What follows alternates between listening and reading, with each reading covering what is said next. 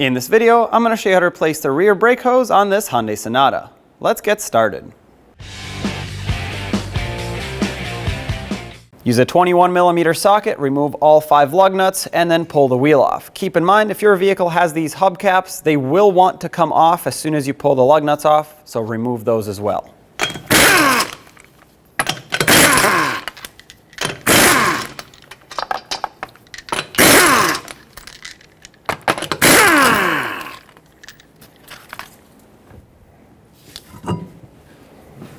Take an 11mm wrench or socket and let's remove the banjo bolt off of the caliper. This clamps the brake hose on. And make sure you have a collection bucket underneath to catch any fluid.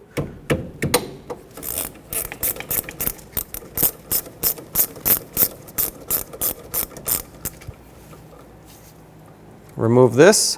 Make sure that the banjo bolt is in good condition as you remove it. Mine is new, so I'm good to reuse it. Also remove the used copper washers, both off of the banjo bolt and off of the caliper if it's stuck to it.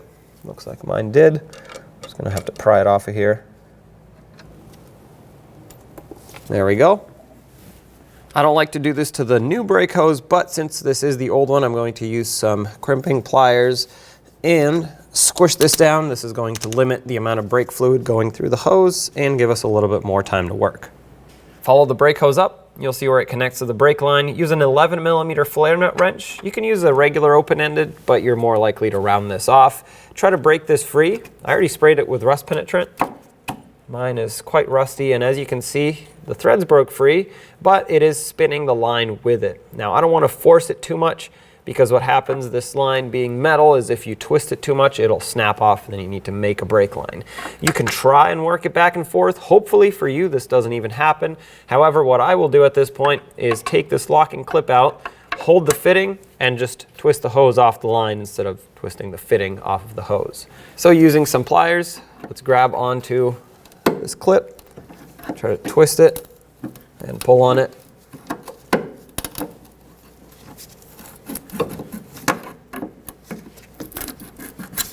Take that off. Try to pull the hose through. All right. Now push the line through and twist the hose. There we go. The reason you have to keep the line pushed in is otherwise this will lock into place on the first couple turns. That's how it's meant to stay in there. Have that collection bucket ready to catch the brake fluid that's going to drip. And there is your old brake hose. Take the new brake hose, gently slide it over, and make sure that you don't cross thread it. So make sure it threads on nice and smooth whether you turn the fitting or the hose. At this point, I'm just going to bottom this out completely, just like that. And keep in mind, now brake fluid will flow through and eventually come out the bottom. But we do need to tighten this up, so we're going to leave that right here, turn it, and the brake line or brake hose will lock in. As soon as it pops in here, put pressure on it so it doesn't pop out, and turn the fitting just a little bit. You don't need to tighten it up too much. You don't want to strip it out or round it off, but basically, as long as this is locked in and this is pressed together, we're ready to lock it in with the clip, just like this. That is now tight, sealed up, and locked in. Let's spray it with some brake parts cleaner to make sure that there's no brake fluid left here. If there is any brake fluid left here, we might not see whether there's a leak or not. I want it nice and clean, nice and dry.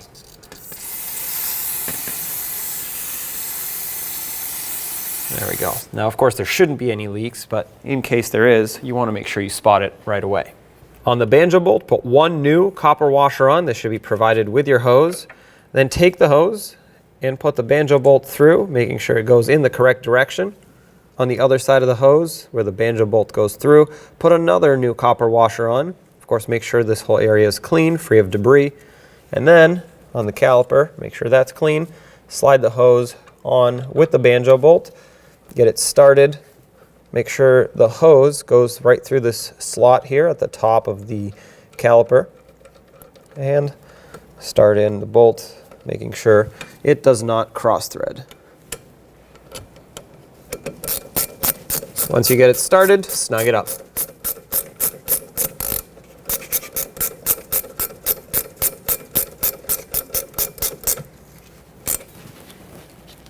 Give it a quick snug so it stops leaking. And now let's torque this to 16 foot-pounds.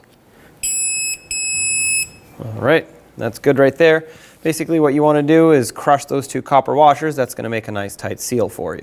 At this point, let's clean this area off with some brake fluid to make sure we have no leaks, and then we'll bleed the brakes.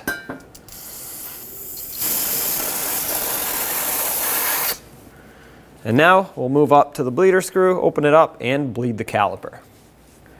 Hopefully yours still has a cap. This usually prevents it from getting clogged up. As long as it does, pop it open. Use a 10mm wrench or socket, break the bleeder screw free. And as you can see, brake fluid and some air will come out. That's normal. We're going to wait until a steady, clean trickle of fluid comes out. No air bubbles. This is called a gravity bleed. We're just letting gravity pull the fluid down through the brake hose into the caliper and push all the air out. Looks like we already got a nice steady trickle of fluid, but we'll give it a second. And after this, although this should get most, if not all, of the air out of the system, you might still need to bleed the brakes fully, which you'll see how to do at the end of the video. For now, I'm going to give this just a few more seconds, twist this around to make sure there isn't any air stuck behind it. This looks good to me, so I'm going to close this off. Of course, I have that collection bucket underneath catching all this drippage. At this point, let's wipe this down. That way we don't have brake fluid get stuck here. And wipe off the caliper. Cap this off. Like I said, this prevents it from getting clogged up. And there you go, this brake hose is replaced. Let's put the wheel back on. At this point, if your vehicle has a hubcap, you're going to want to put that on since the lug nuts go over that. You want to make sure that the cutout for the valve stem lines up, just like that. Start on all 5 of your lug nuts. We'll bottom them out in a cross pattern to seat the wheel, and then we'll torque them also in a cross pattern. That way everything can seat evenly.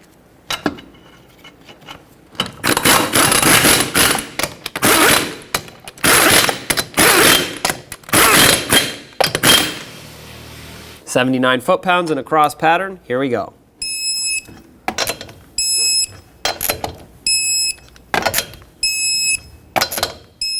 Double check them.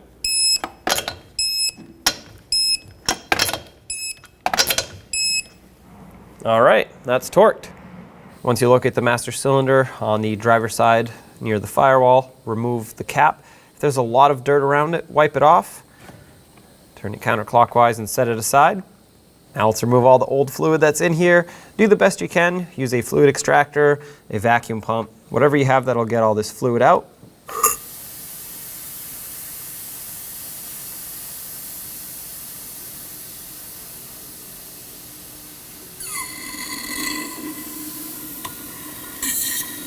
That's all the brake fluid I'm going to be able to get out of it. Let's stop right there. This braking system takes .3 or .4 brake fluid. I have a .3 bottle right here that I'm going to fill this reservoir with. Let's fill it all the way to the max line. Once it's full, cap it off. We are now ready to start the bleeding procedure. The first caliper we're going to bleed is going to be the right rear caliper. That's the passenger side rear. We then cross over to the driver's side front. That's the left front caliper. Then, of course, top off that master cylinder so you don't run it too low on fluid. Then you go back to the left rear caliper. That's the driver's side rear. Lastly, you do the passenger side front or the right front, and then, of course, top it off again. After you've bled all 4 calipers, if the pedal feels spongy still, you want to bleed again in the same sequence until you're happy with how it feels. We are at the right rear caliper. This is where we're going to start. I'm going to pop off the bleeder screw cap first. Sometimes you can use a little pocket screwdriver for that. And then you're going to use a 10mm wrench to break this free. I also have an assistant in the vehicle ready to pump up the brakes, and they're going to hold pressure after a few pumps. That's going to push the fluid through the system.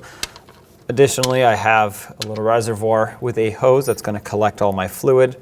And at this point, we are ready to start. So you can go ahead and pump.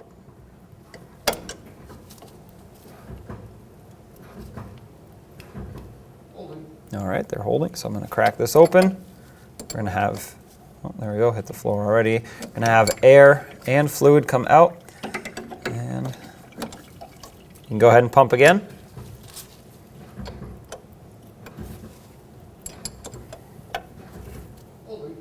All right, holding pressure. Go again. We're just going to do this until we have no air bubbles and clean fluid coming out of this bleeder screw. All right, pump again.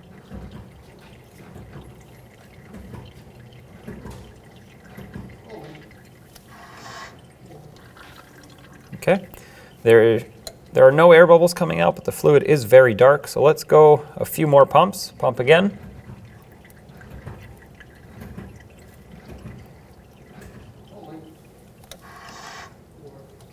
Okay, go again.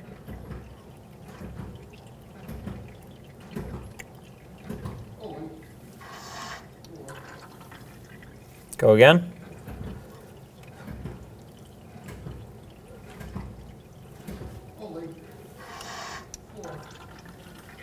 All right, you can let go now.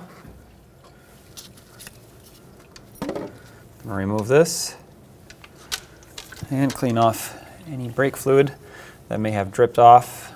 Use brake parts cleaner if needed, and cap off the bleeder screw. And now we're going to move to the left front. That's the driver's side front caliper. We're now at the left front caliper. Going to do the same thing. Pop the bleeder screw cap off and put my little collection receptacle on with the hose. Have a 10mm wrench ready, and go ahead and pump up the brakes.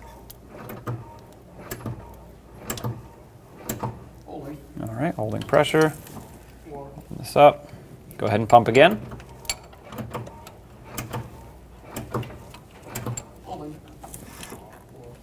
All right, pump again.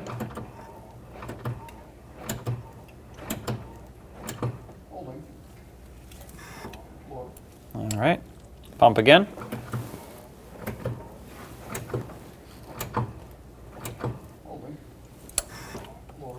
All right, let's do this one more time. Pump again.